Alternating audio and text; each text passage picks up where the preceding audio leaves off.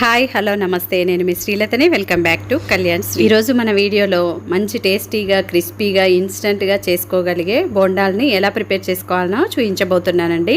పైన క్రిస్పీగా లోపల సాఫ్ట్గా ఎంతో టేస్టీగా, అప్పుడు ఎలాంటి ప్లానింగ్ లేకుండానే చాలా సింపుల్గా చేసేయొచ్చండి. బోండాలే కదా అనుకుంటున్నారేమో, మైదా పిండితో కాదండి, మినప్పప్పుతోనే బోండాల్ని అప్పటికప్పుడు ఈజీగా ఎలా చేసుకోవచ్చు.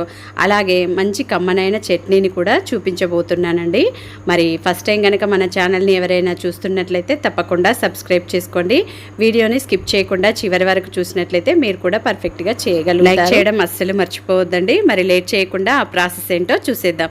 స్టవ్ ఆన్ చేసుకొని ఒక ప్యాన్ పెట్టేసి, ఇక్కడ వీడియోలో చూపించిన ఈ గ్లాస్తో ఒక గ్లాస్ రైస్ని తీసుకున్నానండి. అదే గ్లాస్తో హాఫ్ గ్లాస్ వరకు మినప్పప్పును తీసుకున్నానండి. ఒక స్పూన్ మెంతులను కూడా తీసుకొని మీడియం టు లో ఫ్లేమ్లోనే ఈ రైసు, పప్పు, మెంతులు కూడా చక్కగా వేగేలాగా ఫ్రై చేసుకోవాలండి. ఈ విధంగా 3 to 4 మినిట్స్లో చక్కగా ఫ్రై అయిపోతాయండి. మనం చిన్నపిల్లలకు ఉగ్గుకు చేస్తాం చూడండి రైస్ని, ఆ విధంగా ఫ్రై అవ్వాలన్నమాట. ఇక్కడ చూడండి ట్రాన్స్పరెంట్గా వైట్ కలర్లోకి వచ్చేలాగా ఫ్రై చేసుకున్నాక ఇది పూర్తిగా చల్లారేంత వరకు పక్కన పెట్టేసి, ఆ తర్వాత మిక్సీ జార్లోకి వేసేసుకొని మధ్య మధ్యలో ఆపుకుంటూ మెత్తని పౌడర్ లాగా గ్రైండ్ చేసుకోవాలండి.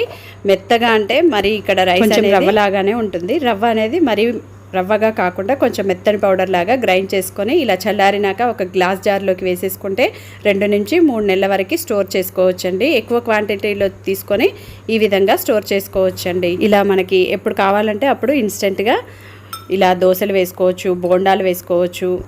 ఇక్కడైతే నేను ఒక మిక్సింగ్ బౌల్లోకి 1 కప్పు ఆ పౌడర్ని తీసుకున్నానండి. అదే కప్పుతో హాఫ్ కప్పు వరకు పుల్లటి పెరుగును కొంచెం వాటర్ని వేసేసుకొని ఈ పిండిని అంతా కూడా బాగా మిక్స్ చేసుకొని ఈ విధంగా ఇడ్లీ పిండిలాగా కలుపుకోవాలండి. వాటర్ అనేది అవసరానికి తగినట్టుగా చూసుకొని వేసుకోవాలండి.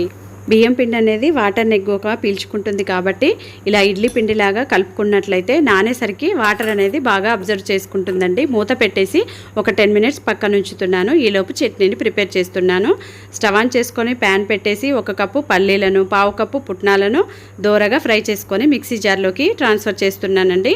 అలాగే 3 పచ్చిమిర్చిని కట్ చేసుకొని వేసుకున్నాను.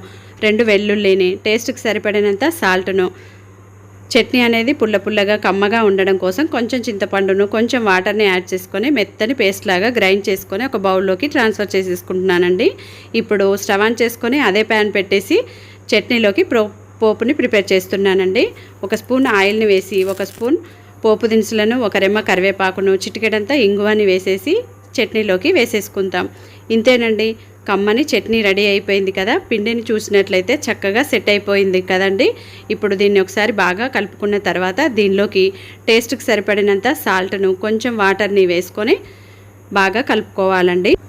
పిండి అనేది బాగా లూజ్గా లేకుండా మరీ గట్టిగా లేకుండా చూసుకొని కలుపుకోవాలండి. లూజ్గా అయినట్లయితే ఆయిల్ని ఎక్కువగా పీల్చుకుంటుందండి.